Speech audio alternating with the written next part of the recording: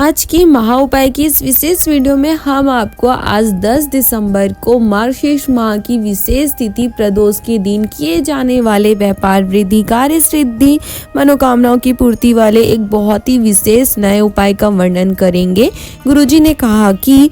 अगर आपका व्यापार नहीं चल रहा हो, आपके कार्य में सिद्धि नहीं आ रही हो, आपके सारे काम बिगड़ रहे हो, आपकी मनोकामना पूरी नहीं हो रही हो, महादेव तक नहीं पहुंच रही हो, तो आपको अपने व्यापार वृद्धि, कार्य सिद्धि, अपने घर में बरकत लाने के लिए, सुख शांति लाने के लिए, अपने सारी मनोकामनाओं की पूर्ति के लिए, शिव जी के तीसरे नेत्र की विशेष कृपा प्राप्त करने के लिए प्रदोष के दिन के इस विशेष उपाय को करना है। इस उपाय को करने के लिए गुरुजी ने कहा कि आपको शिव जी के मंदिर 2 बेलपत्र और 1 कलश जल लेकर जाना है। शिव जी के मंदिर जाकर अगर आप शिव महापुराण की कथा सुनते हैं तो आपको पता ही होगा कि शिव जी का जो शिवलिंग है उसमें जलाधारी की जो दिशा होती है वो हमेशा उत्तर दिशा में होती है। किसी भी मंदिर में शिवलिंग कहीं पर भी हो, उसकी जो जलाधारी है वो हमेशा उत्तर दिशा ही होती है। तो आपको शिव जी के शिवलिंग में सबसे पहले 1 बेलपत्री माता अशोक सुंदरी के स्थान पर समर्पित करना है।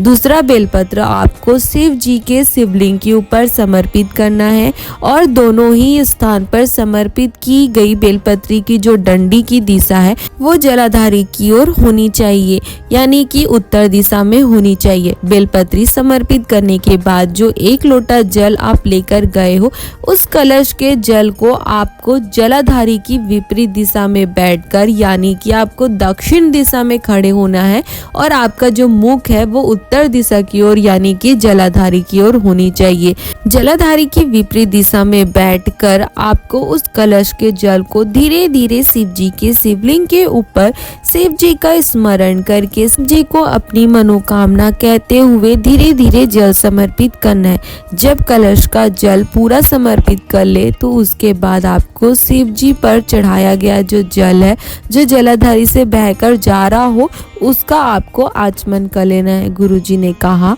कि जब आप इस उपाय को करते हो तो महादेव अपनी तीसरी नेत्र खोलकर उसका तेज, उसका फल उस जलाधारी के जल में डाल देते हैं और जब आप उस जल का आचमन कर लेते हैं तो महादेव की कृपा आपको प्राप्त हो जाती है। आपके व्यापार को महादेव का आशीर्वाद प्राप्त होता है। आप अगर चाहो तो उस जल को थोड़ा सा लेकर आकर आप अपने घर में उसका छिटन कर सकते हो। आप अपने दुकान में, आपके व्यवसाय में, आपके व्यापार की जगह पर जहाँ पर बरकत नहीं आ रही है, नहीं चल रही है, तो वहाँ पर भी आप उस जल का छिटन कर सकते हो। आपके व्यापार को महादेव का आशीर्वाद प्राप्त हो जाता है। कितना ही ठंडा व्यापार क्यों ना चल रहा हो, 2 दिन चलता हो, 3 दिन बंद रहता हो, वो भी महादेव के तीसरे नेत्र के तेज से 2 गुने तेजी से चलना शुरू हो जाता है। महादेव आपके सारे कार्यों को सिद्ध कर देते हैं। आपके घर में जो भी ही समस्या आ रही होती है, महादेव उसे